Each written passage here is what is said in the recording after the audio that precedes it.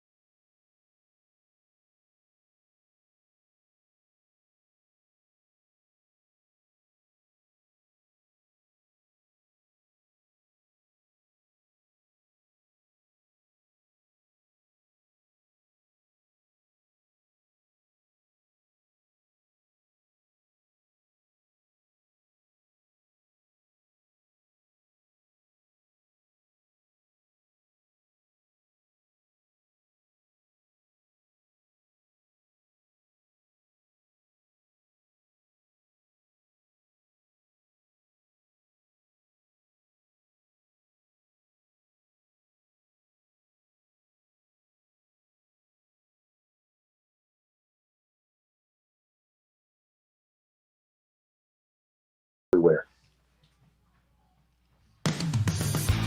Hello again, everyone, and welcome to the Frontline with Joe and Joe. Joe Pasillo, as always, joined by Joe Resinello, and once more, dear brothers and sisters, Sunday night, live at 8 o'clock.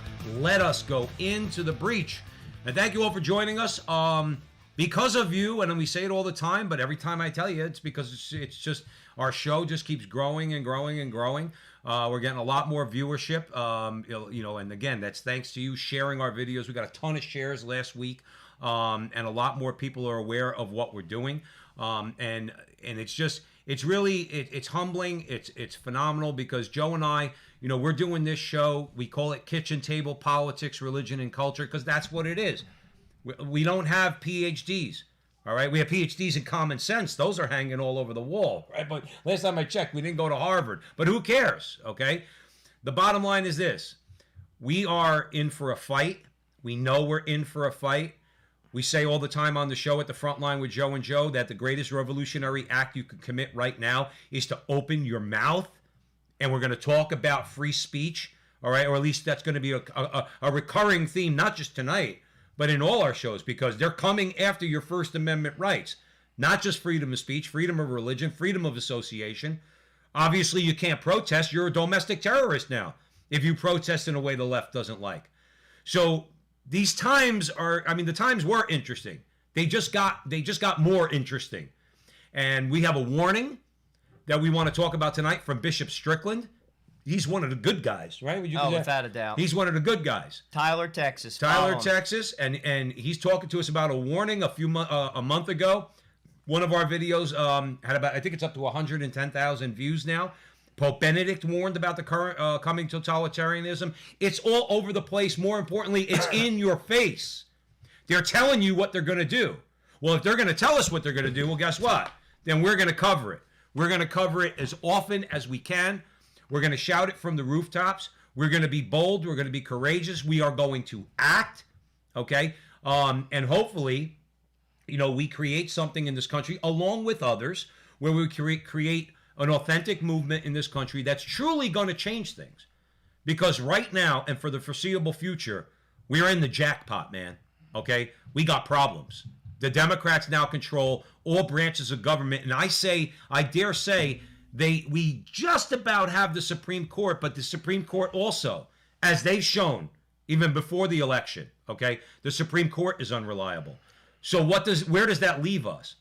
We have to act wisely. We have to be, what did Jesus say? Shrewd as serpents, innocent as doves, okay? But we have to act, and we have to rely on God. God is the only thing that can save this country. We have to allow him to work through us.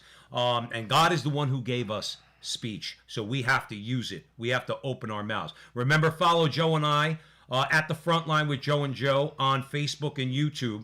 That's for now, okay? Until we wean off them, we'll use them, okay? And Jonathan Ross at Holy Faith Media, well, he has us all over the place. And it's a beautiful thing. I think we're on iTunes, Spotify. I don't even know. And guess what? That's Jonathan's business. Our job is to show up, and Jonathan is the one who gets it out there. So shout out to Jonathan Ross at Holy Faith Media. And his channel, by the way, those of you who are listening, who are not on Holy Faith Media, you ought to be. and subscribe both on Facebook and YouTube, because Jonathan's got a great lineup, okay? He's got a Frontline with Joe and Joe. He's got Jeremiah Bannister. He's got Tim Flanders. He's got Dr. Robertson Jenis. These are all very interesting shows talking about topics that we all want to know about, that we all need to know about. So we want to thank you all for joining us. So we have a really good conversation for you tonight. We have Bishop Strickland. We're going to talk about, hey man, like the people that point the finger at others and call them fascist or totalitarian, they're the totalitarians. We're going to point out a couple of those tonight, and it's going to be a really engaging conversation. I'm monitoring the chat room right now. We already have over 500 people that are watching live. Having said all that, let's rock and roll. So let's go to Bishop Strickland. As we said, he's one of the good ones in terms of the prelates out there. Definitely follow him. He's in Tyler, Texas. He's the real deal. He's brave. He's courageous. He also has a radio show on Virgin Most Powerful. That's Terry Barber and Jesse Romero's outfit out in California. We're friends with Jesse. He's been on our show a number of times. I just want to give you a couple excerpts from what he recently said on his show. He said this: Christians in today's society need to be ready and willing to suffer for Jesus Christ, as many martyrs of the church have done throughout history. Strickland calls on Christians to be ready for a new age of martyrdom, a martyrdom of giving up freedoms, and to at least suffer the white martyrdoms of whatever suffering it means, whatever ostracizing it means, in order to be faithful to Jesus Christ. We'll stop there and we'll have a little discussion. In case people don't understand what white martyrdom is, the Catholic Church breaks up martyrdoms into two categories, red and white. Red means you shed your blood. White means you die of yourself. We're all called to die to ourselves. Christ died to ourselves. We all do that mostly through our families. Men die to themselves by serving their wife and their children. Priests die to themselves by serving their parish. That's how most of us basically go through this white martyrdom. Mm-hmm. But what he's saying is we're going to have to make choices. We talked about this last week. Choices, hard choices. There is no more sitting on the fence. There is going to be choices that are going to be made, and our freedoms are going to be taken away from us. I can recall talking to a nun many years ago who served in Cuba. Cuba controls the state, that is, the food. Like, you don't just go to the supermarket. They control the food. If you could be Catholic in Cuba, you get food rations. It's not the same as the rest of the population. It's a little bit less. You get, also, your kids don't get to go to college. You see, you're making hard choices. If you go to the conflict that took place in Northern Ireland, we have Colin in the chat room. He's always there. He's definitely a good and faithful listener of ours. He could probably tell you and opine on that a little bit. In Northern Ireland, Catholics could not get certain jobs. They couldn't get education. They lived in what was called the bog side. They suffered for their faith. You see, that's coming here. We're going to have to make hard choices. That's what Strickland discussed. And now here's the thing. Some choices are going to be made for you, okay? And what I mean by that is your job, okay? And this is something that somehow, some way, even though the Democrats are now going to control all branches of government, okay, something has to be done about cancel culture. Legally speaking, you cannot lose your job. If your boss goes online and he sees you posting things on Facebook that he doesn't agree with, or the corporation doesn't agree with, the bank you work for, or the publicly traded company you work for, and then decides, well, you don't reflect our values, we're going to fire you. That cannot happen. That cannot happen under the law. Somebody has to address cancel culture. I hear a lot of people talk about cancel culture. Nobody ever says, well, wait a minute. Let the Democrats know if this is the way you're going to proceed. If we start building our own corporations, what a lot of people are calling a parallel economy, I would hope it would start with a major media company with Donald Trump and Steve Bannon at the head. Okay, that would scare the bejesus out of the left. Okay, but we'll do it to you. We'll do it to you. So back off. If I'm a faithful Roman Catholic and you're a bank, and you like to put rainbow flags in your window, well, that's your business. Leave me alone. If I don't bring my employment at your bank into what I do on social media, If I don't state who my employer is on social media, then shut up. You cannot fire me. That's number one. But what Joe's talking about, now that might be, those might be choices that are made for you, where you're going to get fired from your job because you hold certain positions. Don't think that's far-fetched. It's not, okay? Look at Tim Gordon, okay? Tim Gordon got fired from a Catholic high school because he called BLM a terrorist organization, basically reiterating what the FBI said about BLM, okay? But the choices were, think about this. Joe mentioned Cuba. Now, we're not Cuba yet. I say yet. But what are the choices we have to make? Right now, the biggest way that they have power over us is because we give it to them in the form of our money. Okay, why is Amazon so big? Because everybody buys things through Amazon. Key. Why is Hollywood awash in cash? Because we watch their filth. Why do Twitter and the rest of them, okay, make so much money? Now, for now, we're using them too, okay, but we're looking for alternatives to get away from them because I don't want to put money in their pockets. We have to get it through our heads. The sacrifices we're being called to make that can make a significant change, can make a significant dent, at least have them wake up and let them know that they're not beating us down, is to stop putting money in their pockets. That's how to do it. You couldn't even consider that white martyrdom. That's a small sacrifice. That's not white martyrdom, okay? It's a small sacrifice. The example we use all the time, you probably know what I'm going to say, we have a hard time canceling Netflix and HBO. That's too much of a sacrifice for us. If we're not willing to do that, what's going to happen when they really drop the hammer on us? And they hate you. Why would you give them your money? I say this all the time, and this is where I think the church has to mobilize. They want to destroy the church. The next thing they're going to do, I'm going to tell you this right now, is the Equality Act. Watch it very carefully. Bishop Strickland is alluding to that here. The Equality Act is going to declare that if you believe in anything, well, basically, if you believe if you don't believe in same-sex marriage, if you believe that men can't get pregnant, okay, I'm not being far-fetched. No, but most people across the world, it's not just America, believe in traditional marriage, a man and a woman. This is not some crazy idea. This is timeless. If you do not recognize same-sex marriage, and if you say this publicly, it's going to be equivalent of hate speech. Mm-hmm. That's what that piece of legislation is going to do. That's where 20 years ago, when conservatives were saying, don't allow them to codify hate speech, that it's not an acceptable category, because hate speech is subjective, Joe Rossinello. Okay, it's whatever the left says they don't like. But that's they're going not to call even that hate speech. That's not hate speech. I mean, that's I'm saying the way they. Oh no, but I'm just saying that's just, to be honest with you, it used to be an opinion. Joanne's in the chat room. She says they will say Scripture is hate speech next. Joanne, that's already happening. Just to let you know, this was last year. Okay, the European Jewish Commission is moving to ban the Gospel of St. John. So let's say, for argument's sake, the LGBT rage mob in America, well, they're going to look to ban the Bible, especially Leviticus. I mean, maybe they start out banning certain books. So Leviticus, that's out, because it's a very clear condemnation of sodomy in Leviticus. Surely the destruction of Sodom and Gomorrah, that's out. All right, that's in Genesis. Okay, St. Paul's letters, that's out. So they're already calling to ban Scripture. It's not like that's what they're going to do next. They're already doing it. They're already calling for it, because the Bible is hate speech. The Bible's hate speech because the Bible condemns homosexuality. That's really what it comes down to. Let's talk a little bit about what else Strickland said. Strickland said that we have to pray and to be guided by the wisdom of God and the Holy Spirit. In describing the story of another martyr, St. Thomas More, Bishop Strickland said, this is very important, so pay attention.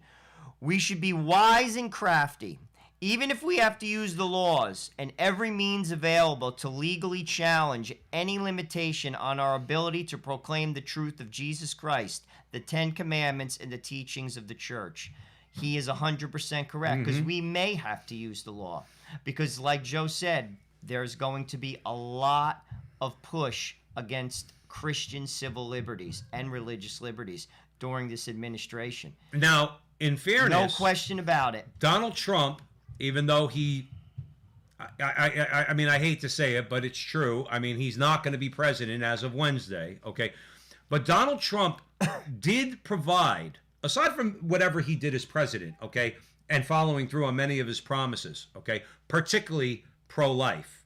Okay, and I'll argue with anybody about that. We're going to have hopefully a live interview tomorrow morning with Austin Ruse from CFAM. He said Trump is granularly pro-life, meaning even the smallest things Trump has pushed for to protect human life in the womb. And this guy works at the United Nations. Yeah. It'd be an interesting interview. You should check it out. Yeah, so we're going to hopefully be on at 9 o'clock, and hopefully we're going to be live. We will be on at 9 o'clock. We're shooting to do it live, okay? That would be a great thing. But my point is, Trump did give us, even though at the moment it seems like the devil has won, okay? Trump did give us in 4 years about 280 federal judges and 3 Supreme Court justices that could very well serve as a backstop to the juggernaut that's coming our way.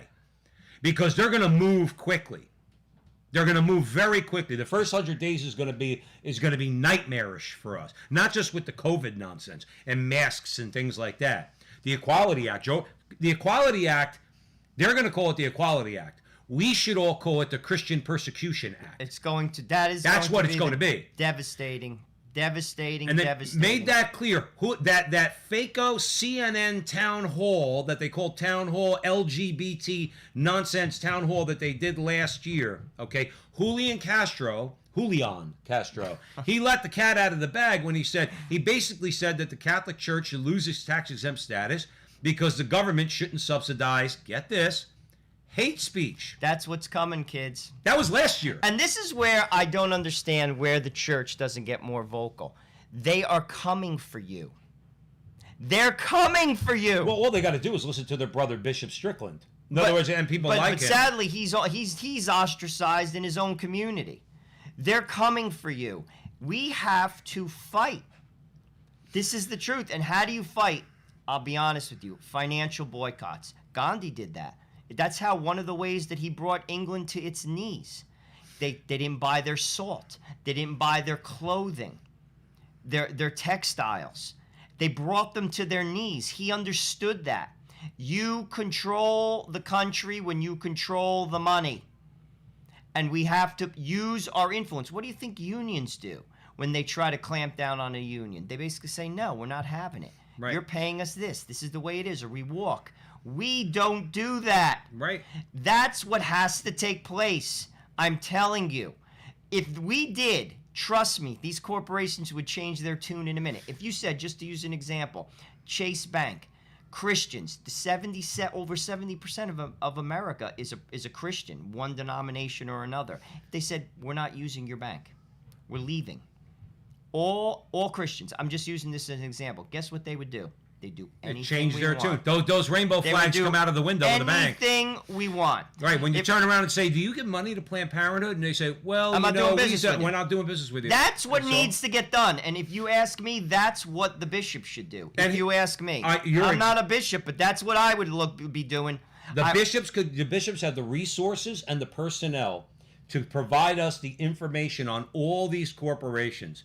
Okay. Now we're going to talk a little bit, and we're going to allude to in one of our conversations about the syllabus of errors. Lists are good because, see, when you list out, in the case of the syllabus of errors, a list of errors at that time, this is you're talking about the mid to late 19th century. Okay, pointing out errors and saying the church saying, well, this is an error, this is an error. The USCCB could very simply do its research, take a few months, pour some money into it, and give us Catholics, and all Christians, by the way. There's many non-denominational Christians, non-Catholic Christians who agree with us on this stuff.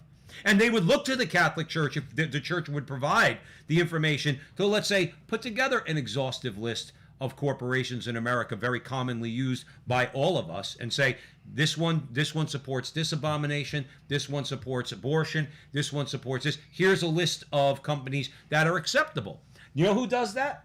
It's not a plug, but it's just the truth. The Ave Maria mutual funds. Okay, I think the CEO is I think his name is George Schultz. George Schwartz or George Schultz, okay? He's Catholic, faithful Catholic, okay? He runs the mutual fund. They will not invest in anything that contradicts Catholic teaching. So let's say you have a medical device company that's publicly traded on the New York Stock Exchange, okay? George will not put his money into that company if they produce instruments that are used in abortions. Well, that's what the bishops have to do. And believe me, they have to mobilize the Catholics. And because they're coming for you. Don't you get it? You see, I just don't understand it. It's as obvious. Listen, I didn't go to the Gregorian or the North American College in Rome, but I know for sure and guess what? They're going to succeed if we don't fight back. You see, but if we don't organize, Joe, and fight back, I think because somebody said the devil's not going to win. Of course, the devil. We already know that. All right, God bless you for saying it. We already know the devil's the loser. The old saying goes, we flip to the end of the book. We see he loses. Jesus wins. Our job is to make sure that, in other words, we do everything we can to fight evil in this world to the end of saving souls. We want to save our souls. We want to save the souls of others. Okay. Ultimately, it's about salvation. But when there's evil that's running rampant through the world, part of that is fighting against that evil, speaking up against that evil, whether it's abortion, whether it's the destruction of the family, whether it's the destruction of the individual, whether it's the destruction of the church. We need to speak up against it. In other words, why should we roll over? Who said it recently? Oh, no, we're going to talk to Austin tomorrow morning, Austin Roos. He says it's a great time to be a Catholic, right? It's like the Crusades in a sense. They're there. They're coming for here. You know what? I would take it one step further than the Crusades. Look at one of our favorites we like to allude to is the Battle of Lepanto. Okay, the Ottoman Turks were coming, just like these people are coming. Okay, the Catholics that were fighting, okay, that were willing to fight and die, were outnumbered. We're outnumbered. Okay, but they relied on Our Lady, prayed the rosary, went to confession, received Jesus, and then went into battle. And outnumbered 3 or 4 to 1, they won that battle and saved Europe. Why is this that we can't use that as an example? And again, these men sacrificed their life, Joe Resinello. Yeah, but we're telling people to sacrifice Amazon. I know, but I mean, the Blessed Mother asked us at Fatima to pray the rosary. I'll be honest with you, if all the Catholics in America prayed the rosary, it takes 15 minutes. 15 minutes, I guarantee you'd see a change in this country. I guarantee you. Absolutely. That is the weapon. Honest to goodness. If you get one thing from this show tonight, pray the rosary. Start small. Pray a decade a day. That takes 2 minutes. All you're doing is meditating on a piece of scripture. I'm telling you, it is A to B. A, U, B, Mary, and we'll throw C, Jesus, direct line. This is the way to do it. I'm telling you, it'll transform you, it'll transform the nation. But Bishop Strickland is definitely onto something there. I'm telling you, we're going to have to make some hard choices, and frankly, there's no sitting on the fence. It's over. If we make what I would consider to be not so hard choices now, and you mentioned boycotts. It's funny. I was talking to my brother earlier today. He goes, you know what word we don't use enough when we're talking about all this? Boycotts. I said, well, Joe and Joey do. We say boycotts all the time, but we're not organized. I could get rid of Amazon. Okay, we could dump Netflix. Okay, and some other things that we could, let's say, do where we buy, where we spend our money, and things like that. Okay, where you do your banking. Okay, we could do that. But what, like Joe's point is, well, what about if 20 million people did that? Oh, forget it. What about if 50 million people? Listen, 75 million people voted for Donald Trump. However you want to slice it. 75 million people. You're going to try to tell me that those 75 million people, if you could organize to elect Donald Trump, you can't organize to boycott their asses out in Silicon Valley or in Hollywood? That we can't get together and make what I'm saying is a very small sacrifice. That's not really a sacrifice. Oh, that's nothing. First of all, you're doing yourself and your family a favor when you dump Netflix and the rest of them, okay? With all the crap that comes out of Hollywood. But my point is this. If we do the small sacrifices now, we might not have to do the larger ones down the road. But if we keep giving them our money, which translates into their power that they have in our politics and in our culture, the sacrifices are going to get a lot worse, Joe Resinello. There's no question. Which would you choose? I could live a very happy life doing nothing but the Frontline with Joe and Joe, never having to shop on Amazon, never having to watch anything on Netflix or HBO or Showtime or the rest of them. And I liked watching all of those. But they have to go. They have to go. Netflix let a production company. They made a movie that portrayed Jesus as a homosexual, and Netflix allowed that to be broadcast on their platform. You're gone. That's it. Never going. Even if they apologize for that, I wouldn't go back to Netflix. See, that's what we have to do. Let's talk Emily Jasinski on the Federalist. She wrote an interesting piece. I just want to give you a little taste of it because I agree with her. She basically said the Trump era held a mirror to our shattering culture. Basically, what she's concluding is politics isn't the answer. Let me just give you a little taste of what she had to say. She said, obesity, mental health, church attendance, tech addiction, and family structure play small roles in our political discourse, drowned out by politicians preening about job creation and coastal media members who can numb the pain with expensive childcare and pricey wine. But these trends have very immediate influences on our everyday lives and are the root causes of the policy conversations that Washington at least pretend to be interested in. The point of this ramble is this, and it's simple. Pay attention. Joe Biden cannot right the ship. No president can. Politicians can help, but we've fallen into a hole that will take years at best to dig out of. Legislation and policy can help, but this is a much deeper problem than politics. You cannot legislate morality. You cannot legislate morality. This problem is not going to be solved by any man or woman. We've said this on a lot of shows. She is spot on. Spot on. Pat is in the chat room. Said we need a national voice. That's why Trump was president, because we all heard the truth of what we wanted. Right. So the point is, and as Joe's pointing out, okay, and again, I was having a conversation about this earlier today, okay, where if, Donald Trump did a lot of good things. There's no question about it. But we can't say or be demoralized or defeated because they cheated and he's not going to be president. We have to remember the reason why he became president, because he was reflecting what's already going on in this culture. Excuse me. And yes, it's a shattered culture. When you look at all the things we talk about on the show, when you look at contraception, abortion, gay marriage, transgenderism, no-fault divorce, all of it, that contributes to this shattering of our culture. We all know this. Conservatives have been saying this for a very long time. And Donald Trump is the one who looked at that and said, you want to know what? These people are right, and they don't really have a voice. But we were all saying it, and we're going to continue to say it after he's gone. And now, he's not going to leave from the scene. And that's why they found them to be divisive. Basically, he just put that mirror in front of people. They don't want to hear it.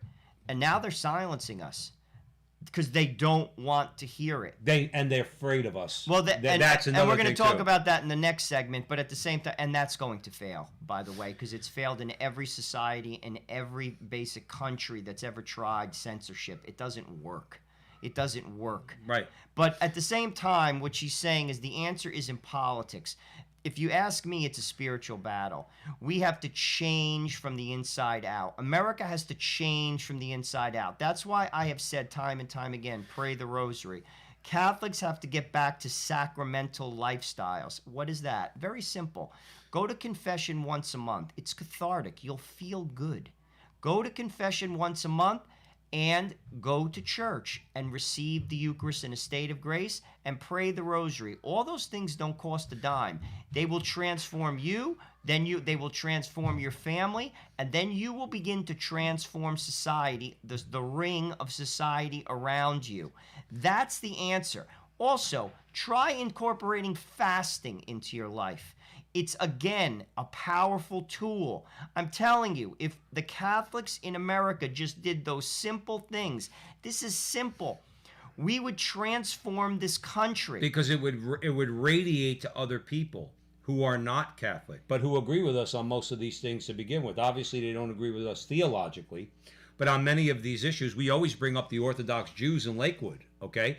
In other words, nobody called the vandals who vandalized those Jews anti-Semites, okay? But they went after them because they're Orthodox Jews and they don't want this LGBT agenda rammed down their throat. And they made their voices known, and what happened? Their cars were vandalized, tires slashed, windows broken, okay? Nobody said a word about that. Why? Because they're conservative, okay? But my point is, When we do what we need to do, let's say for argument's sake, I think the number is, let's call it 20 million. Now, this is just in America. Of course, Canada needs a lot of help too, and a lot of people who are watching us right now are up there to our friends in the north, okay? Because your country is as messed up as ours, if not worse, okay? But we need to think in our minds, 20 million people, minimum, all right, faithful Catholics that do pray, that do go to church every week, that go to regular confession, receive Jesus every week in the Eucharist, okay? Do you understand how much that would radiate out to the rest of the culture if we came together as 20 million, let's say, Americans and really made our voices known? Let them know you cannot beat us, you cannot destroy us. Our Protestant brothers and sisters would join us. Our Jewish brothers and sisters would join us. Conservative Muslims would join us. Even conservative and libertarian atheists might join us because they don't like a lot of them, the libertarians, they don't like this stuff either, okay? They're more natural law people, okay? But my point is, it will emanate. It won't stay at 20 million. But we have to get it to our head, and I think this is what Joe was alluding to. The way the country and the culture is going to change is not from the top down, okay? Unless you're talking about God down to us, but I'm talking about in the temporal realm, not from the government down. It's going to start with each individual person within their own families, as Joe said, practicing holiness, growing in holiness, being faithful, and then letting that ripple effect go out and out and out to your community, then to your town, then to your county, then to your state. That's the way it'll work. It starts from the bottom up. Now, if we keep that in mind, all right, I think that would be a really good starting point. And Joker No had said, what can I do to organize people? This is what I have proposed, what I'm going to do. And hopefully once it gets off the ground, we're going to live stream it, and we'll talk a little bit more about that on our show. I'm organizing a rosary group of men where we're going to pray on a corner in the public the first Saturday of every month. So that's what I would say you could do, Joker. Join us. It's the Blue Army. We're going to pray men. Men need to pray the rosary. It is a visible sign of our faith and our unity towards our God and our country, and that is something you can do. I'm telling you, the rosary is the weapon. Organize, even if it's 2 people. Talk to your priest, see if they will allow you to do it, and on the first Saturday at noon, stand in front of your church and pray the rosary. We have to unite our efforts to God. I'm telling you, that is the key, and they will be magnified. A good Carmelite friend of ours said to us, if you speak the truth in union with God, you're basically like 10,000 men. 10,000. I'm telling you, this is what we can do. This is what we should do. God's not interested in numbers, Joker. I'm telling you, get one person. You might be surprised how it could start. A priest by the name of Patrick Payton started rosary rallies all over the world. He would get millions of people to do it. Why can't you be that person? Why can't I be that person? Mm-hmm. God uses nobodies. Well, guess what? I'm a nobody.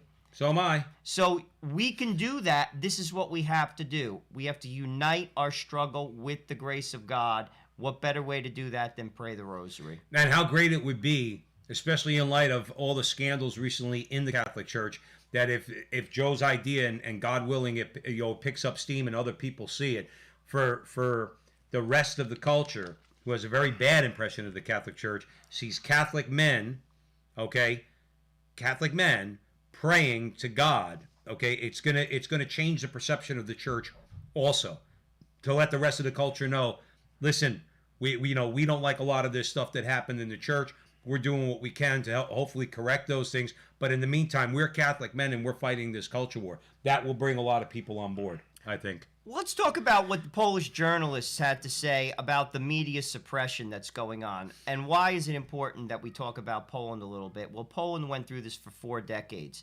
And I think they have a little bit of insight into what is going on here. Mm-hmm. The journalists in Poland, which is obviously a post-communist country, are painfully familiar with the crackdowns of freedom of speech, and they're weighing in on what's happening in the U.S. An unprecedented punitive purge of conservatives. We all know that because soon I have a feeling we're going to be one of them. Including the President of the United States is being performed on social media platforms like Twitter and Facebook. They've evoked an international response. Some of the harshest, as we said, are coming from Poland. And one particular writer, her name is, forgive me, I'm going to give my best shot at this, Malgorzata Wolchek. I've never heard the name Malgorzata before, but go ahead. This is what she had to say. She said, unlike President Trump, the Taliban and Nicolas Maduro, who have been accused by the UN of crimes against humanity, still have Twitter accounts. In her article, Wolchek quoted the Secretary of State Mike Pompeo, who had some words to say on his Twitter account. This is what he had to say. Silencing the debate is dangerous. This is anti-American. Unfortunately, this is not a new tactic of the left. The leftists have been trying to silence the voices of their opponents for years, wrote Pompeo. We cannot allow them to silence 75 million Americans. This is not the Chinese Communist Party. Let me just stress one thing he just said, and then we'll have a little bit of a conversation. Silencing the debate is dangerous. It doesn't work. It basically continues to make the pot boil. Isn't that what they want, though? They want violence. They want violence. Look at what they did. Okay, just to piggyback off what you're saying. Okay, look at what they did. They have stolen an election. Okay, so now your vote doesn't count. Now they're taking you off social media so that you can't even say anything to anybody about that. Okay, or any other beef that you might have. And you know what that leads to for people who are not disciplined and prayerful? They start to get violent thoughts, and many of them start to act on those violent thoughts. That is a mistake. That is exactly what the left wants.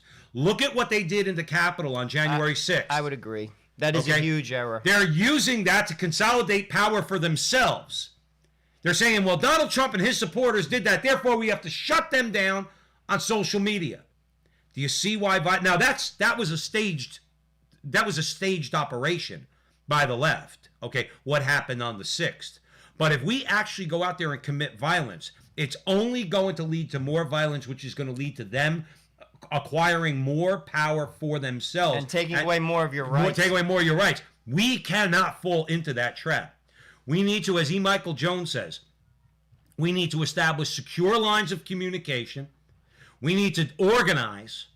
We need to be able to talk to each other and then grow that conversation, okay, beyond to critical mass, and then make things happen. And hopefully legislatively and through elections after we straighten out our elections. And I would include boycotts, and I would include, without a question, organizing boycotts. Basically, attack them financially. That is huge. Trust me, that moves the needle. These people have no principles, and money is their god. Believe me, they'll leave this cause faster than you can blink an eye if you hit them in their pocketbook. Joe Resinello always makes a good point. I don't know if he said it on air, but he said it to me a number of times.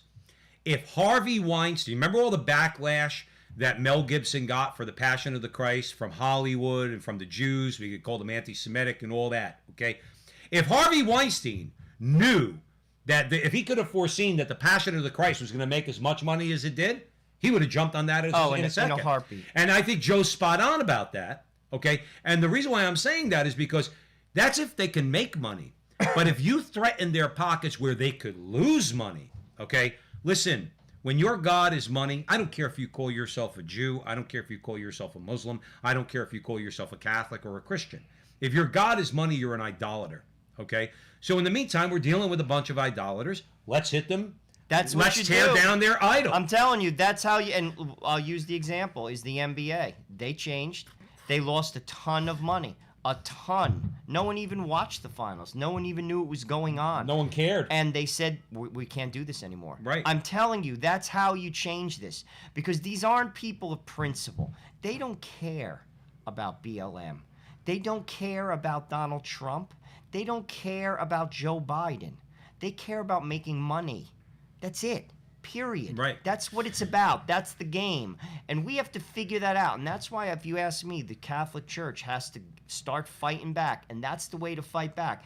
What you have to say is, listen, just like they did with the Hollywood production code, we're not going to go to your movies. Right. We're not going to go buy your coffee. at Starbucks. We don't buy your coffee. Right. We're not going to bank with you if all of a sudden you pop a Not rainbow gonna do flag that. in the window. That's not the way we do it. What does that rainbow flag have to do with how you do banking? Or why should I do banking with you as opposed to that guy? Why? Because you have a rainbow flag in the window? You call yourself a tolerant person? We're tolerant. Joe Rossinello, we're the tolerant people, okay? And listen, are you tolerant of my view? I have no problem. If a person is gay, I'll respect you. I'll love you as a person. I'll be friends with you. Like I said, though, I don't believe that marriage is between two men or two women. And frankly, I don't think I'm wrong in saying that. That's biblical. Every Christian should believe that. That's biblical. That's a layup. Every Muslim believes in that. Every Jew believes in that. Well, every Orthodox Jew believes in that. Well, it's a pervasive. Well, same thing with Christians. There's tons of Christians, tons of Catholics. No, that are I tolerant know. of that. I'm not Tons. singling them out. But I'm I not- mean, like it is a pervasive idea. This is pervasive. Mm-hmm. I mean, and frankly, to be persecuted, to have that view is just crazy. Listen, any person who is an active homosexual should have every individual right as a single person that I have. Every single right that I have as a single person. I don't believe that they should be allowed to marry because I think it hurts the society. Because marriage between a man and a woman who raise children is the building block of a society, and two men cannot do that the way a man and a woman can. It basically trivializes the marriage of a man and a woman. Well, it it's says not a it's marriage. equal. Well, they're saying that their marriage is equal to that. It's not. And it's not. Because a man cannot be a woman and a man cannot be a mother. I remember when I was That's just the truth. a few years ago when I was I think my wife and I were still living in Brooklyn at the time. It was just after we got married. You know the ad council? They run ads all the time, and they're all politically correct, right? And I remember screaming at the TV, okay? Because this was on Fox News, again, showing you how conservative Fox is. So the ad council was running this basically pro-homosexual ad, okay? And you have two guys, they come out from behind a screen, and they give each other a kiss, and they got the little boy with them who's obviously adopted. And at the end of it, they go through all these people, and they get to them, and you hear the voiceover with the two guys and the kid, and you hear the voiceover say, "Our family looks just like yours." No, it doesn't. No, it doesn't. You're two guys with an adopted kid. Your family does not look like our family. And a man cannot be a mother, and a woman cannot be a father. You see, this is what it's. Love is not love. That's not no. Love is that love is a feeling. Love is very different than that. Love is sacrificial. That's what married love, especially on a Catholic perspective. It's sacrificial. You die to self. Our society, forget about even the culture, it doesn't even understand that anymore. Frankly, I struggle with that every day as a Catholic man. To be honest with you, it's hard to live sacrificial love. It's hard. That's why you need God's grace to do that. It's very hard. I mean, let's be honest. I'd be lying to you, when you have kids and you have a wife and your life isn't your own. But they don't understand that. And like I said, that's going to be, I'm telling you, that's you want to talk about the front line? That's the front line. That's the major front line. Joe and I have said this. We said it earlier today. While they're showing you, they're not so stupid that they're going to tinker with an economy. In fact, they're talking about opening it up now.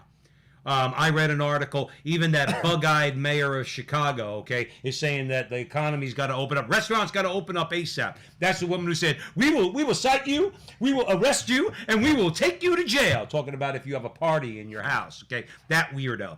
Even she's saying you got to open up the economy. Andrew Cuomo came out, which directly affects your gracious host here, okay, said we got to open up the economy because obviously what they need to do is they need to now bolster the economy because over here, what they're going to show you is, look, we didn't do anything to hurt the economy. No Green New Deals, no major tax increases, okay, because they want the economy to be doing well to give you the illusion that they're moderate people. What they're going to do over here is the Equality Act, which is, as we said, the Christian Persecution Act, and they're going to codify Roe versus Wade into law, making it very, very difficult to undo.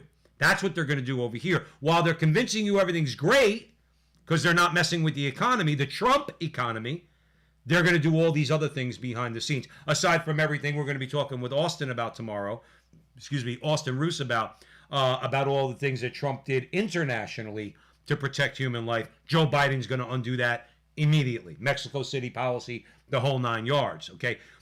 We can't fall for that. And unfortunately, I believe we are, because like you said, we focus too much on money in this country. And if we're doing good financially, we're afraid to rock the boat on what are essentially the most important issues. Because those are the things that are destroying our country. The moral issues are what's destroying our country. Abortion, the LGBT rage mob, their agenda, transgenderism, all of it. That's what's really destroying our country. Not whether or not taxes go up or down 3%.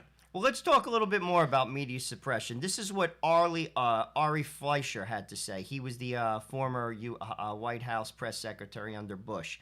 He said this: censorship is a slippery slope that leads all of us into a worse space. Censorship never works, he said. Censorship doesn't get rid of ideas. It creates more dangerous underground ideas that ferment in it and create a worse and bitter atmosphere. And that is a problem. One-sided censorship, and that is increasingly what we're seeing. This will not end well. This ends in a terrible place, he continued. This ends in even more anger and recrimination. If you are on the one side that this is being done to, if you start to realize that the only way you can communicate is to lash out, you will lash out. Joe said that. People who aren't grounded in prayer will lash out. If you realize the way you can communicate is just to speak your mind and be heard, maybe your ideas are so bad that they'll filter into the ether and no one pays attention. That's much better. That's why censorship doesn't work. You see, the ideas, they're not going away. Just because they're blocking you out does not mean that those ideas aren't there. And I'm telling you, I actually think this is going to backfire big on them. Very big. You can look at history. This has failed historically. It's not a winning idea, if you ask me. And frankly, I don't even know why they should pursue it, because it's not an American idea. I don't know how any objective person, actually I do know why, because they brainwashed you. They brainwashed you into saying that if you believe in a pro-life position, if you believe in traditional marriage, if you go to church, that you're some type of hater, that you're a beast, that you are some type of threat, and they're trying to squash you. That is exactly what is going on. Stalin did the same thing. Stalin's argument, because again, you have to sell this stuff. I mean, no matter how much power, let's say, even a Stalin had, you still have to sell these atrocious acts that you're committing on your own people.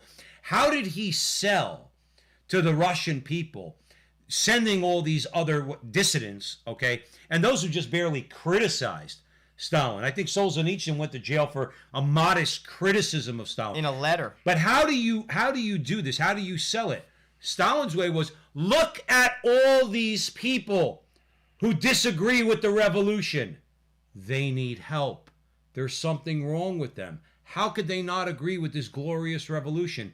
We need to send them to a place where they're going to get the treatment that they need so that they get their head on right.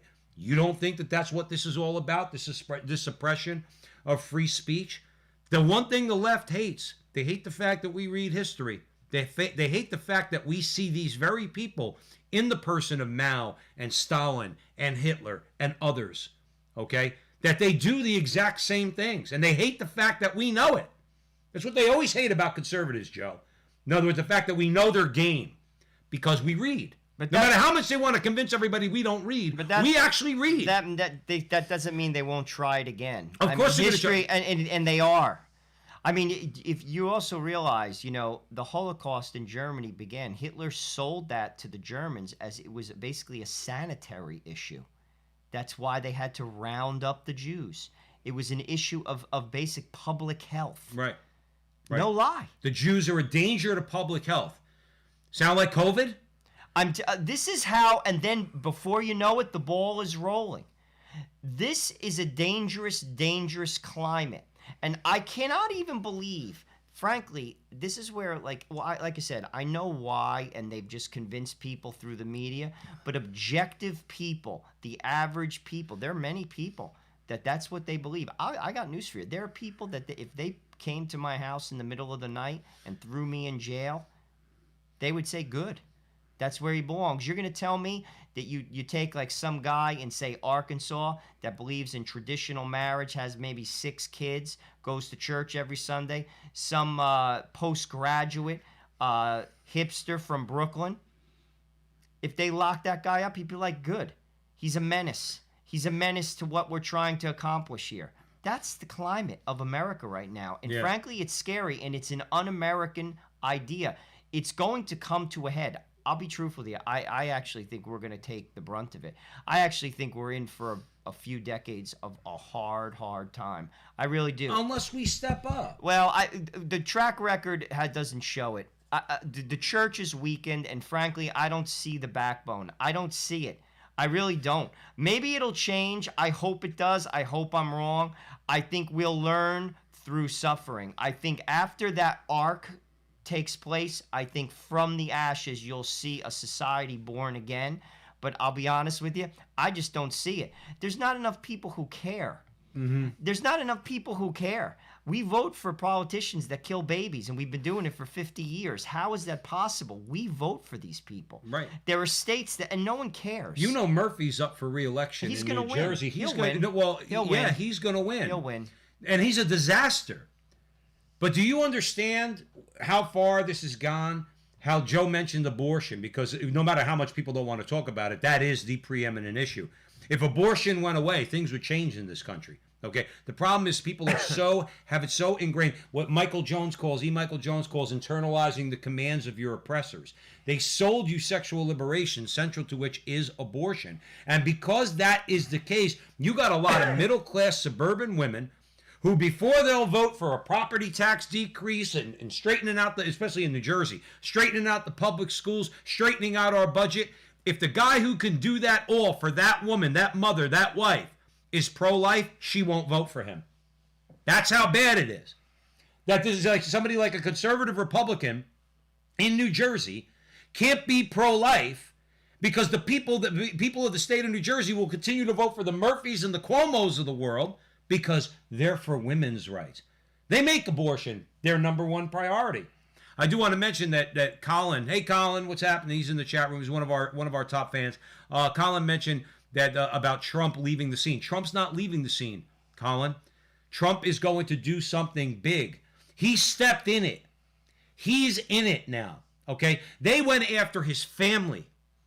See, that's one thing the left always said, we don't go after families. We don't go after wives. They trash Melania. What are you talking about? If you said one word about Michelle Obama, they would have sent you to that gulag if they were set up. I'm going to be there anyway. I'll be there anyway. But if you said one bad thing about Michelle Obama, okay? In other words, off with your head. Say anything you want about Trump, his family, what they did to Melania, what they did to his children. Okay, Trump is not going anywhere. In fact, it's our opinion and others' opinion that Trump is going to team up with some very well-connected, wealthy people, and they're going to at the very least, what was his big thing for 4 years? Fake news, fake news, fake news. Create a new media company that's not just going to rival CNN and MSNBC, but also rival Fox News. You got 74 million built-in viewers for that station. I'd watch it. I actually think the other side is going to watch it too. They're going to watch the monitor. Well, they're going to have to. Because I'm telling you, it is going to explode. Expect that within this calendar year. You're going to see Trump on the scene. And it's going to, and I could already hear him. Look at our ratings.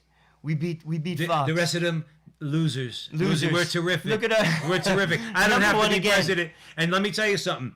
And that could be, see, there's a few big things that could happen in this culture war, okay? The media and creating something big that can confront them and challenge their lies and take the viewership from the American people, that's in the top 5. In fact, I would say that's in the top 3. The media is guilty of so many lies that they accuse other people of lying. They're the liars. Jake Tapper's a liar. Okay, Brian Stelter, he's a liar. Rachel Maddow's a liar. They're all liars. They lied to you about Russiagate. They lied to you about Ukraine. They lied to you about all of it. But then they want to accuse other people of lying. Trump is not going away, Joe Ressinello. Well, let's talk about the radical left calling for consequences and deprogramming. Now here it comes. Pulitzer Prize winning, I can't believe she won a Pulitzer Prize. Nicole Hannah-Jones. If you win a Pulitzer Prize or I win a Pulitzer Prize, I'm going to say no, thank you. Until you rescind hers, don't give it to her, because this woman is, not only is she dangerous, she's a joke. Now, I'll be called racist for saying that, but I don't care. This woman, what's her name? Nicole Hannah-Jones is a joke. She's not an intellectual. She's not smart, and she doesn't know history. Okay, so she fabricates history to try to make it seem like all of history is racist. Okay, she is the liar. Well, basically, she believes that 74 million Americans deserve to be punished as part of deprogramming them. You remember the movie? What's the name of the movie with? And actually, Oliver Stone of all people wrote the screenplay for it. Oh man, I'm forgetting it. Midnight Express. Oh. You ever see Midnight Express? About the American gets locked away in a Turkish prison. Disturbing. Okay, it was really disturbing. He was trying to smuggle hash, and he gets locked away in a Turkish prison. And at one point, like that's what they do to get exercise. They have to walk around this circle. All right, and the one guy comes in, and he, in an act of rebellion, he turns around and he starts walking the other way. And the guy comes up and says, "You're being a bad machine. We have to walk to the left. To the right is fascist. To the left is communist. We have to walk to the left. You're being a bad machine." That's what she's saying. You're being a bad machine. In other words, you need to be punished because you wanted lower taxes or you're pro-life. Okay? Trump didn't do anything about gay marriage, so I don't even know what the LGBT crowd has against Donald Trump. If anything, he supported them. Okay?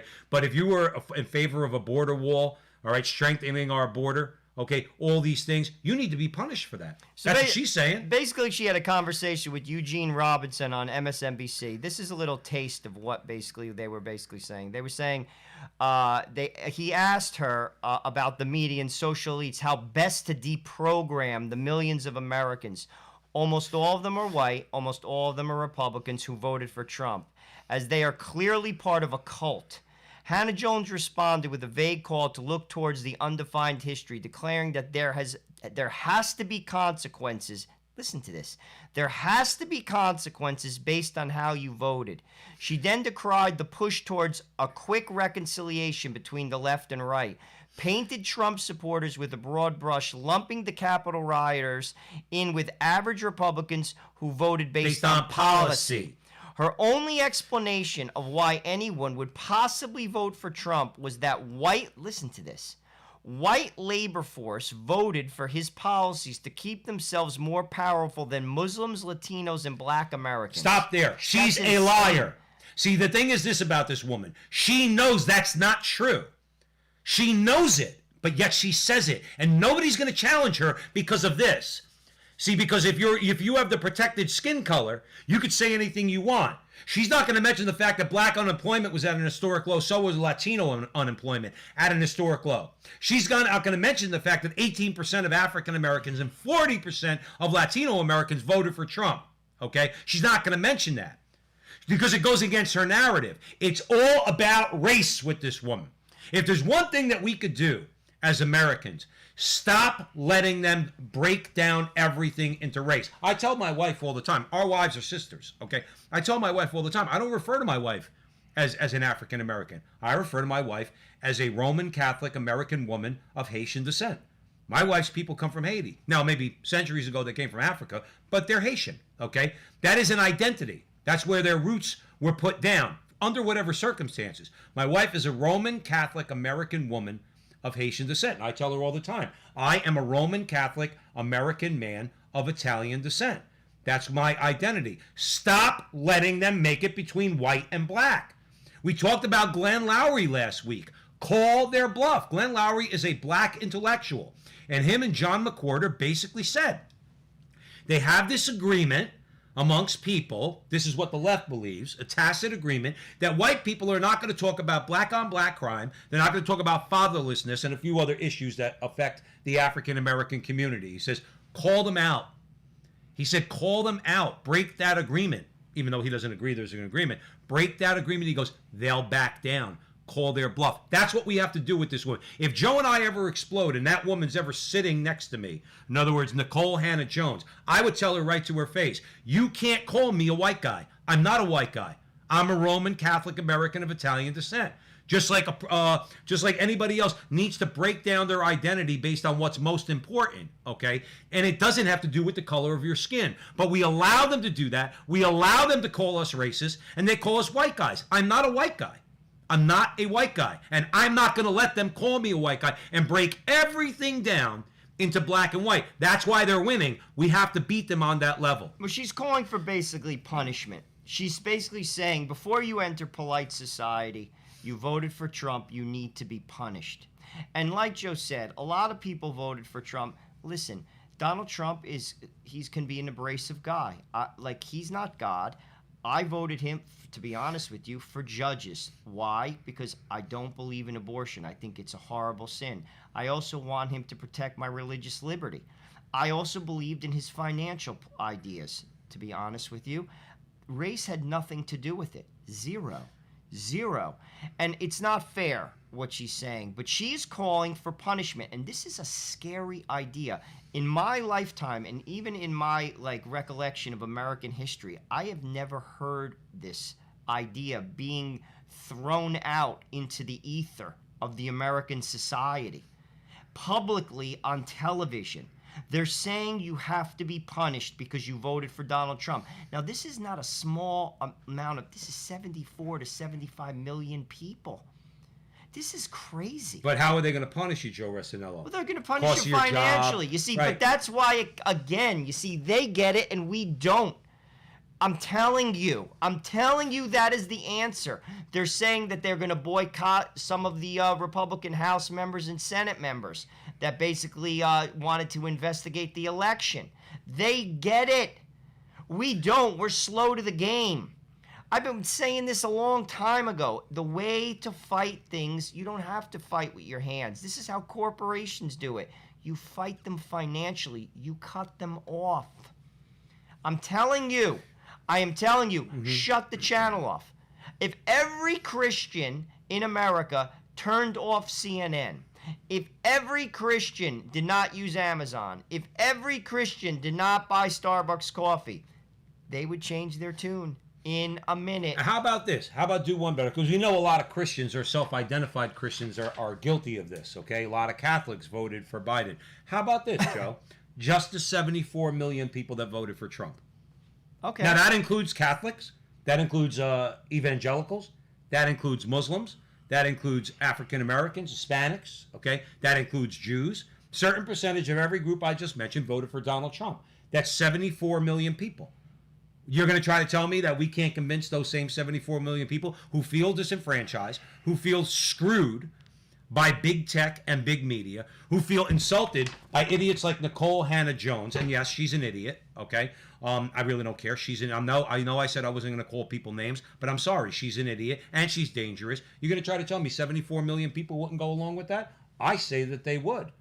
I think if, let's say, Trump did start that big media organization and social media organization, let's say he got Bannon and a few other people, and they raised the money, and they created that thing, and they got those 74 million people that were listening to them, and they start calling for boycotts of Starbucks, of Amazon, of Twitter, of all of them, okay? You don't think that that's going to create a stir? I think it would. I'm telling you, that's the answer. But it doesn't end there, because we have, of course... you mean she gives us more? No, well, academia had to weigh in to the, basically, punishment, the call for punishment. Mm-hmm. You got a couple Duke professors who are basically saying that there has to be a commission established. Their names are Philip Napoli and Bill Adair. You mean there's an Italian that's actually provided just what a disgrace. What a disgrace. Basically, I think Bill Adair helped launch PolitiFact as well. I'm sorry, Dave the Hermit just turned around and said, well, because I mentioned I called her an idiot and I shouldn't call her names. He goes, well, you called the mayor of Chicago bug-eyed. Well, there it is. Sorry about that, Dave. Well, basically, they're saying that, they complain that corporate media fact-checking apparatus failed to prevent the horde of Trump supporters descending on the Capitol last week after being convinced by the president that the election obviously was, being certified by Congress was stolen, blah, blah, blah, blah, blah. So, okay, this is what they had to say. They said the lies flourished despite an extraordinary amount of debunking by fact checkers and Washington journalists. Stop there 1 second. Every time I read this article since you sent it to me, I kept saying to myself, fact checkers and Washington journalists. You see how they are? You know, I know better than you. Washington journalists, they fact checked all this. I'm supposed to trust them? Like you're putting them up as some sort of an authority that they're going to tell us what's actual news and what's quote unquote fake news? That's what you want me to believe? Washington journalists are the problem. Go ahead, Joe. But then they say, but the fact-checking didn't persuade the mob to storm the Capitol, nor did dissuading millions of other supporters of the president, they wrote. For the past 4 years, this is where I crack up. This is where they're basically saying, we're the smart people, we're the elites, you have to listen to us. They say, the academics, the journalists, the philanthropists, and the foundations and tech leaders have thrown a lot at this problem of misinformation. It's time for leadership. Once again, they're calling for punishment. They're calling, you see, they're afraid of what Trump created. And they are calling and trying to create an apparatus to squash it. Censorship is the first wave of it. Soon they're going to call you a hater and make it. They're going to make our language criminal. Well, they're going to do it in the Equality Act. Absolutely. The Equality Act is probably going to be a foot high, okay? And their wish list, hate speech, forcing parents to not be able to actually raise their children the way they want, giving educators the go-ahead to go around the parents' authority when it comes to abortion, when it comes to transgenderism. All of it is going to be in there. It's coming soon. I would be surprised if that's not put forth within the first 100 days. That's a fact. I mean, Alito said that when the Equality Act was first presented, particularly about marriage. He said it's going to relegate the idea of traditional marriage. You could only say that inside your house. You could only say, listen, I just believe marriage, is between a man and a woman. Which, even saying that as if like that's a crazy idea. Right. That is going to be, it's going to get to a point, and I think he's spot on. You cannot publicly say that.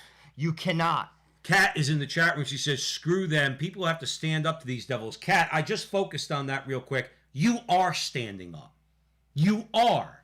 What we are doing, all right, joining us, making your voice heard as best we can right now.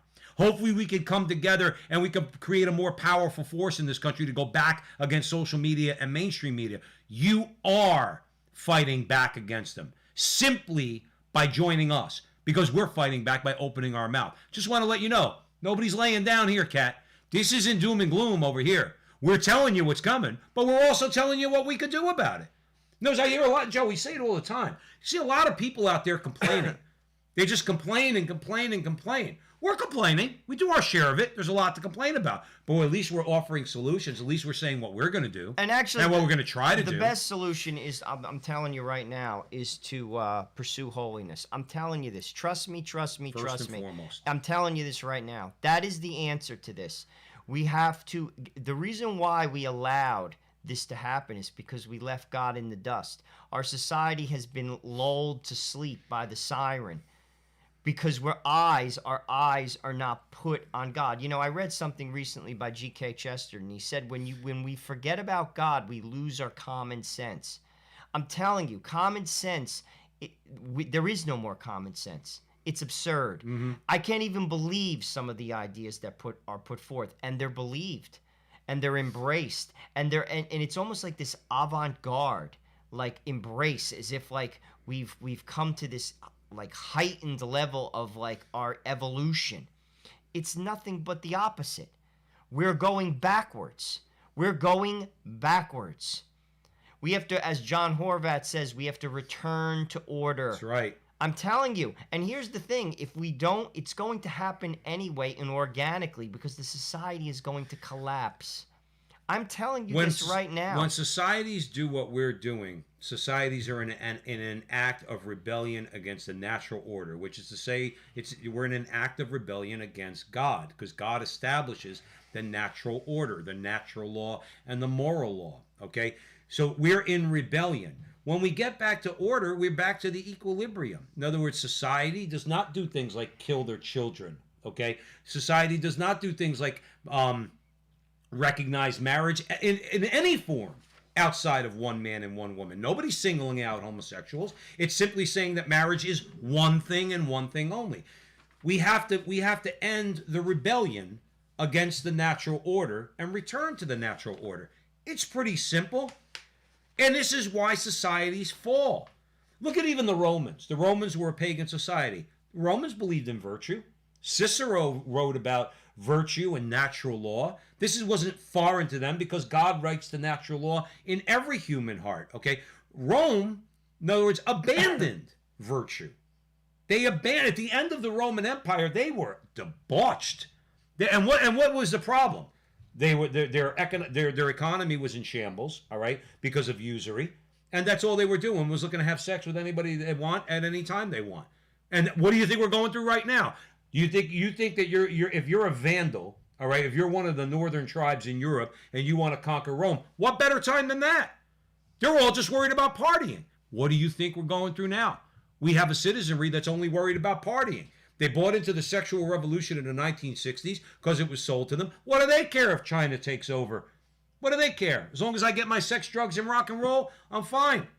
And that's what we're going through. Well, it's going to collapse. I'm telling you right now. It is. There's no doubt about it. Again, it's historic.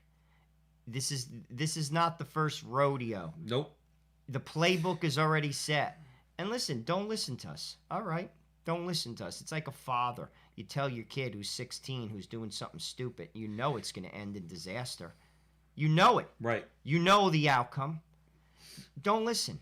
Because I'm telling you, that is exactly what's going to happen. And then I got news for you. A lot of these conversations that we're having right now, they're not going to be on the forefront. And what's going to be on the forefront? Eating. Finding water, clean water. When the economy collapses completely. And we look like Venezuela. I'm just saying. I mean, no medical care. Only for the very, very rich. Very, very rich. That's what's on the horizon. No social. You know, you go to other countries in the world. There is no social security. There's no unemployment. People beg in the streets. Right. People bathe in the streets. That's the way it is. That's now. And I'm wondering why people think that can't happen in America. It could happen in a second. What makes you think America's so special? It could happen in a second. I mean, this is, you know, you look at the nation of India. It's over 1 billion people. It's 1/9 of the globe. There's so many people. There's 2 societies that are existing in India. You have people, it's a growing middle class. It's actually beginning, their economy is growing in leaps and bounds. There's a large swath of Indians that live in abject poverty. You go to Brazil, same thing. Brazil is a huge economy, but there's a large swath of Brazilians. There's 2 societies that exist in Brazil. I mean, radical opposites. That could happen here in a minute. Mm-hmm. Actually, that's the direction it's going. That's the direction it's going. James is in the chat room. He says sex, drugs, and rock and roll instead of a living wage. That's right. Because think of it this way. We were talking earlier today about China and what goes on in China. You know, China has a social credit system. I love saying China. How about the one Asian reporter on the White House lawn? Why do you look at me when you talk about China? Because she's Asian. In the meantime, you can't tell she's Asian because she's got the mask on, right? Why are you looking at me? Like it was such a fake attempt to try to call Donald Trump a racist. But China has a social credit system. And what do they do? And James, this pertains to your comment, okay? Because we talk about the sex, drugs, and rock and roll culture all the time. In China, if you don't go against the government, if you accept your position in society, okay, you are provided certain things that are designed to make you happy, okay? And if you're not a complainer, like Joe and Joe, okay, your social credit score goes up. You're more acceptable in Chinese society. What happens if a couple of jamokes like us, if we were in China doing this, our social credit score goes down. We'd be dead. So therefore, you don't get as much food. You don't get as much this. You don't get as much that. You're not socially accepted. Okay? You're ostracized. So in China, I understand the article I read recently was that the Chinese people actually like that system. They feel like they get their needs taken care of. All right, a lot of which has to do with sex, drugs, and rock and roll. The idea that you really are free and happy. In the meantime, you're nothing but a slave, and you're accepted in society, and you can hang out in a bar, and people will like you because your social credit score is high. And if your social credit score is low, then you can't do those things. And what happens? They make you miserable. So until you come around, until, like the Bolshevik told Dr. Zhivago, until you adapt yourself, your social credit score is going to stay very low. You don't think they're trying to do that in America? That's what these people are talking about when they talk about punishment, when they talk about misinformation commissions. They're talking about developing lists. In other words, they want to make up lists of people. Another article I read, they're trying to pressure Harvard to take back or rescind the degrees that were earned by Harvard graduates that worked, that supported Trump, Ted Cruz, Dan Crenshaw, Kayleigh McEnany, and a bunch of other people.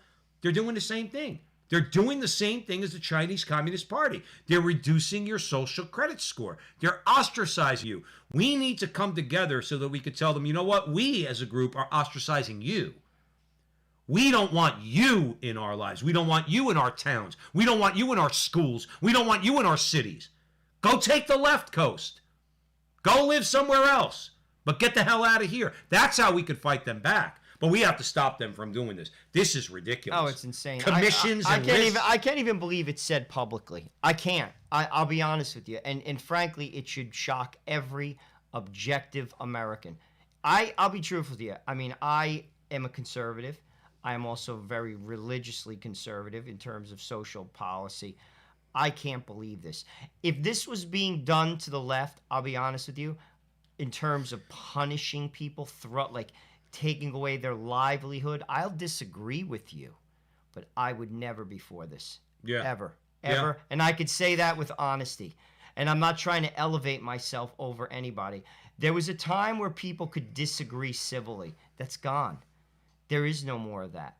And there's going to be no unity. Joe Biden, you cannot unite. You know, I've seen this. I've even seen Cardinals. I'm not going to mention the Cardinals' name, who said that Catholics, if we chose to, we could be the instruments of basically unity and harmony in America. You cannot unite on a lie. I'd rather be divided in truth. Now, that doesn't mean I'm going to go storm the Capitol, because I'm not going to. But I'm not going to unite on a lie. I'm simply not. Christ didn't. If you call yourself a follower of Christ, that's what a disciple is. It's a follower. Jesus didn't unite on a lie. There was a lot of lies thrown towards him. He rejected them. And he basically carved out a new way. Well, guess what? We have to reject, the lie. Mm-hmm. And that doesn't, listen, I don't inspire violence. I don't call for violence. I'm not going to commit violence. I'm not about that. But I'm sure as heck not going to agree with you. I'm sorry. No. I'm sorry. And and that's just the truth. And it's a false unity, Joe. That's what it is. It's a false unity. That is exactly what that is. And I don't know how you could call for that or want that. Because again, you cannot unite. I can't unite around people killing children. I can't unite around socialism. The church has condemned socialism for hundreds of years. The state replaces God. It's factual. That's what happens. And socialism doesn't work. On top of it, it's not even practical. So, I mean, that's another story for a different day. I want to take the conversation to gender ideology. There were some interesting stories this week, fairly disturbing. Yeah. One came out of Virginia. Virginia has a model policy, they call it drafted, with input by various educational professionals, students, included the Prince William Manassas Family Alliance. This is what it's calling for. Get this. Failure to use, this is in the state of Virginia, failure to use gender students' preferred pronouns could subject teachers or students to disciplinary action. Students should help schools should help students make decisions about gender identity without parents being informed. See, now, why is it that nobody stands? Parents don't stand up and go down to the school board, not saying get violent, but get in their face and say, every single thing that happens to my kid in this school, you will inform me of. Every single thing. See, but this comes down, that's a whole other conversation. This comes down to voting, and you're paying their salaries. You see, this is, again, you're voting. No, actually, John, that's the next one we're going to talk about. That's in California. It's our producer. He's putting up the story. So basically, also, students should be allowed to use the same changing facilities or overnight accommodations as those of different biological sexes based on gender identity. School staff is warned not to question anyone entering a restroom. Get this.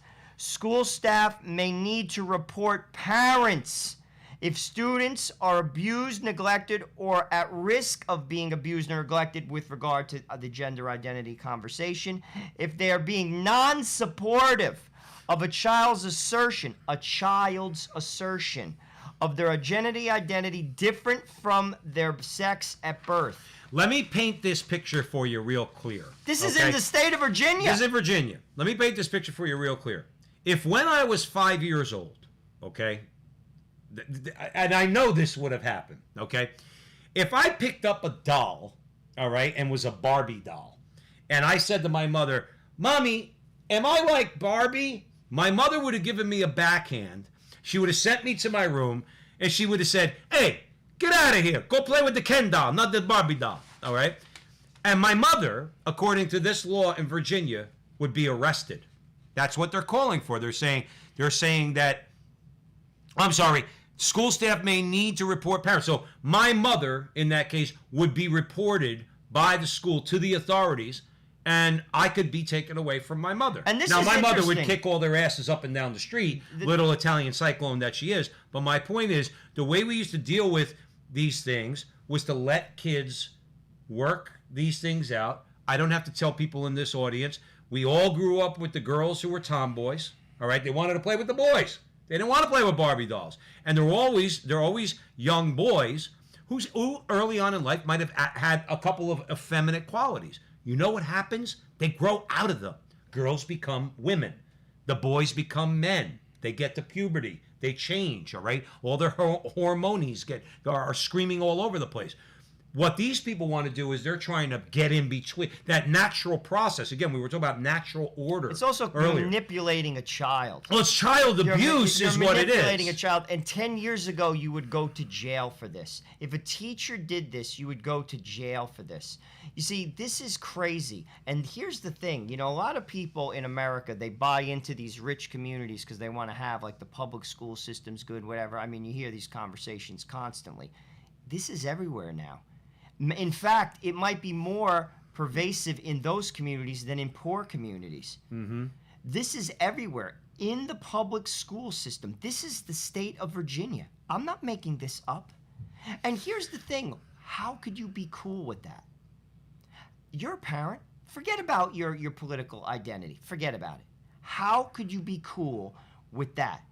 With a teacher telling you as a father or a mother that, listen, I think your son is a girl, and we're going to encourage them to pursue that.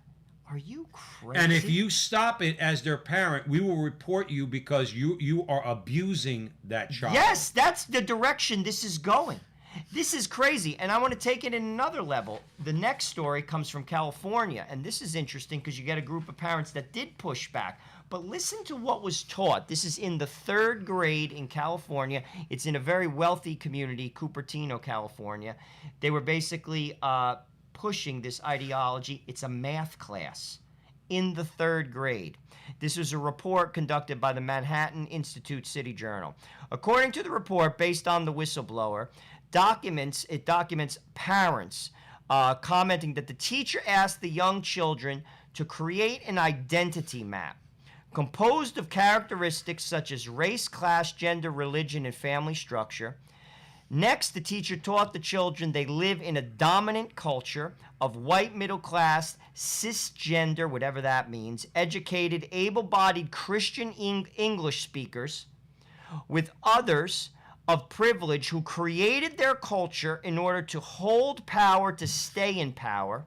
The young children then were made to read the New York Times bestseller, This Book is Anti-Racist, only to learn their privilege allows them power over others. The interesting thing about this story is the parents did push back, and they basically protested, and they went to the principal, and it got pushed out. That's right.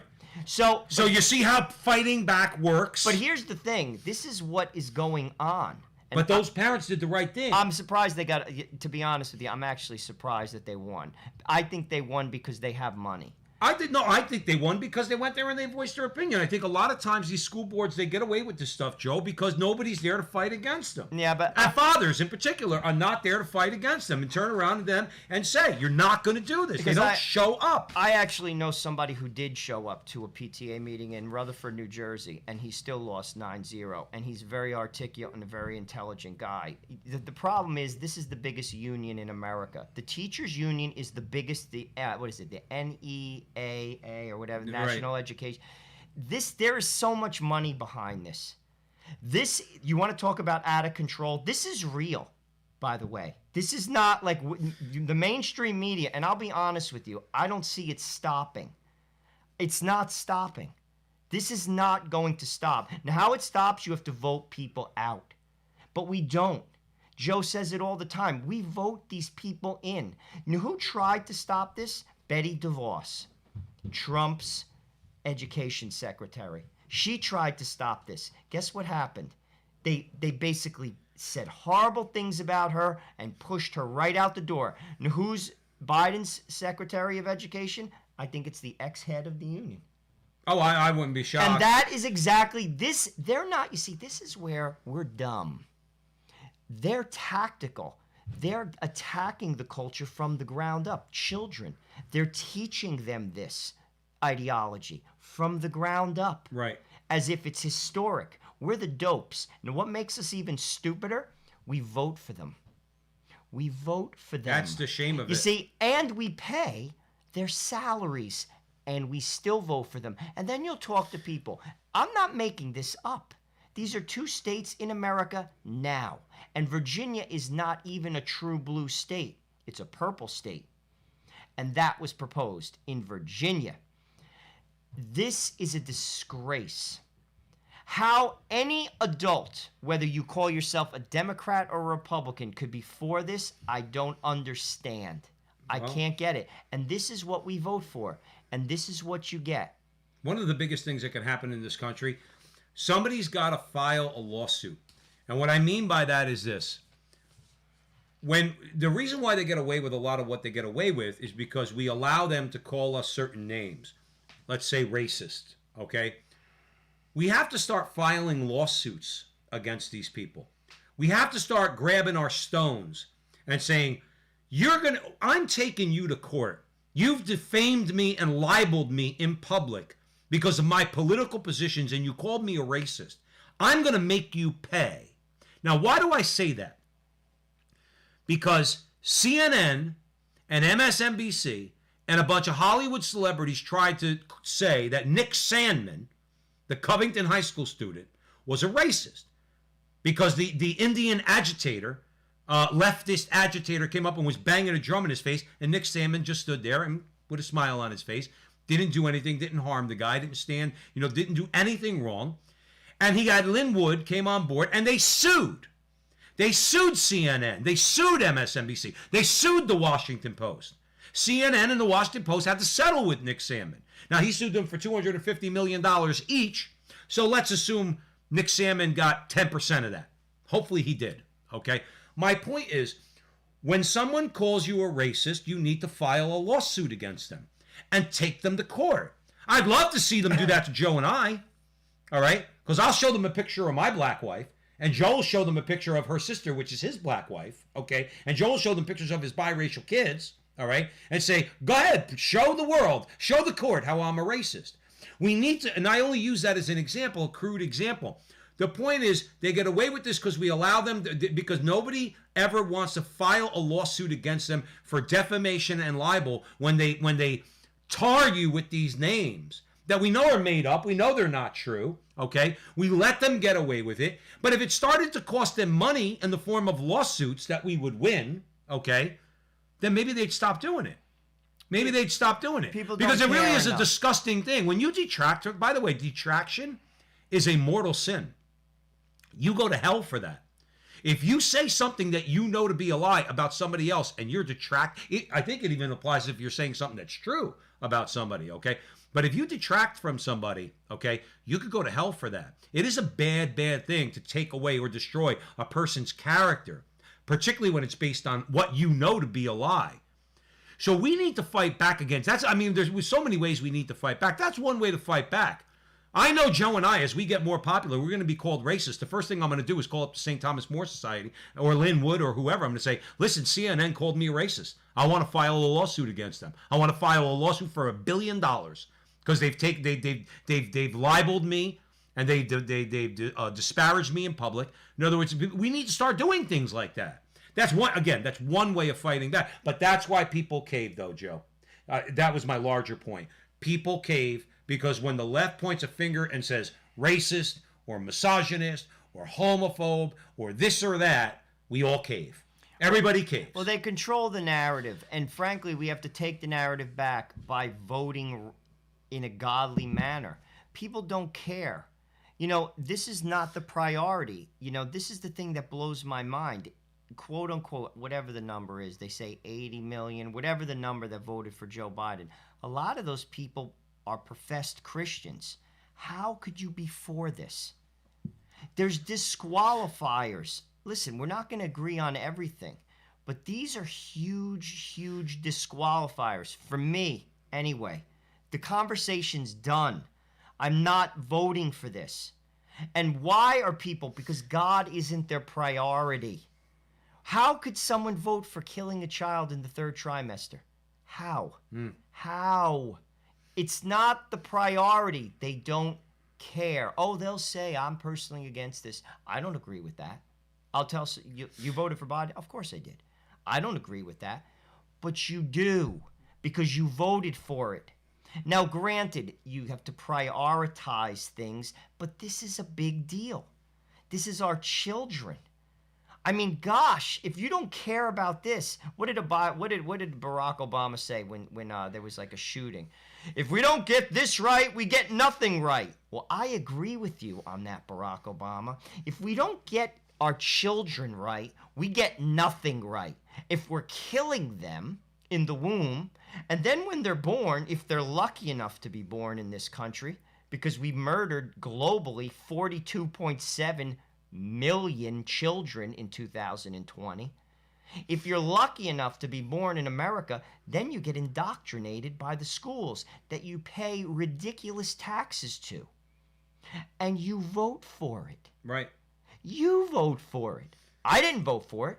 And I don't send my kid to public school. I'll die before I send my kid to public school. So that's my point. And then we wonder why. We wonder why.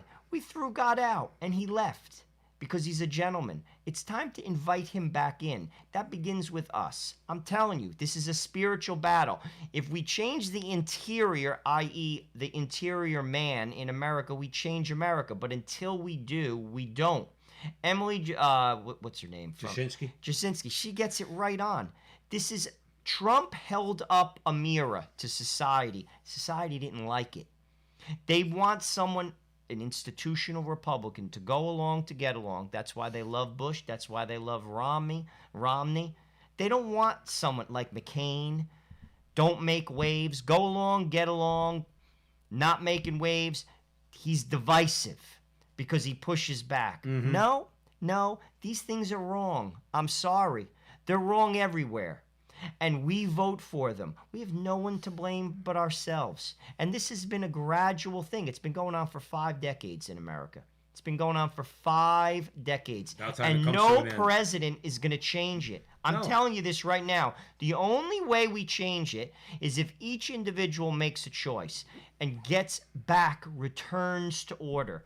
That begins with a confession. Go to confession. It's a beginning. It's a new beginning. If you're listening to my voice right now, there's 400 people in the chat room. If you haven't gone to confession, go. Mm-hmm. If you're Catholic. It begins there, and then it's a gradual decision. And every day, it changes. You change, you change, you change. And as you change, you'll change the society. Until that happens, I'm telling you right now, there's no president that's going to fix this, people. Right. Sorry, because again, we vote for these people. We vote for this crap. We voted for this crap. Particularly on the local level. You were talking about a local story. We are not involved in local politics as much as we should. We focus on the national politics. If we got involved in each individual state in local politics, starting from the town and working its way all the way up through the state, and we started to exert our pressure, particularly on these godless teachers unions, okay, we would make some headway. But anyway, we have to leave it there. We kept her here for about an hour and a half tonight, but I think it was an important conversation. A lot of recurring themes, okay, but we're going to still find these stories because you might not come across them. That's why you come to us at the Frontline of Joe and Joe, because we're going to pick the stories that we think you want to talk about or you want us to talk about, and we're going to have at it, all right, and we're going to keep it going, and we're going to keep it fighting. We would ask everyone, Joe and I, it's nearly a certainty that Joe and I are going to be on the radio. We're already on the Crusade channel. That's in Louisiana. All right, that's crusadechannel.com, the last live radio station standing. That's a subscription-based channel, okay? And we would encourage everyone to do a 30-day free trial subscription to see what they're all about. Mike Church has a great channel down there, all right? But Joe and I, it looks like we're going to be on AM radio. And right now, that station is in Fairfield County, Connecticut, and which also covers Northern Long Island, and the owners of the station are looking to make a move over the next several months to buying a radio station in Westchester, which covers New York City. So us two jamokes are actually we're heading in the right direction, and a lot of it has to do with your support. We've gotten equipment around us here, top-notch radio equipment, because of your generosity. We've moved forward because of your prayers for us and all the people that support us, many of whom come back week after week after week, sharing our videos and everything else. So we're going to be hopefully doing an interview show. All right, we have a lot of great interviews. I created a playlist on YouTube so that you could see all of just our interviews. And this radio station likes our interviews, and we think they're good. We think that you'll like them. They like them, and they want to put us on the air. And it could grow. It could grow from there. So we're moving up. Evidently, we're doing the right thing. And God, if it be His will, we're going to keep moving up and up and up, and we're going to get our message to a broader audience, and we can have that impact that we're talking about. And if nothing else, we're encouraging people to, even if we lose every political battle, we always on our show talk about the need for personal holiness. We all struggle with sin, every one of us. We all struggle with our weaknesses. But if we strive through prayer, through the sacraments, okay, to grow in personal holiness, okay, well, that is an end in and of itself. In fact, I would argue that's the most important end, because we all ultimately want to go to heaven, okay? So we're going to continue to do that, and God willing, we'll win some of these cultural and political wars, and we can make this a better place to live. And so, having said all that, we want to say thank you from Joe Pasillo and Joe Resinello at the Frontline with Joe and Joe. Please, on YouTube and Facebook at the Frontline with Joe and Joe, like, subscribe. Please share this video with your friends when you get a chance, okay? And Holy Faith Media. Holy Faith Media. Jonathan Ross out of Canada. He's all over the place. YouTube, Facebook, Spotify, all of it, okay? We would suggest that you subscribe to Holy Faith Media. So we want to thank you one more time. And remember, until next week, that our conversation is your conversation, and that conversation is going on everywhere. We'll see you next week. Thanks for listening.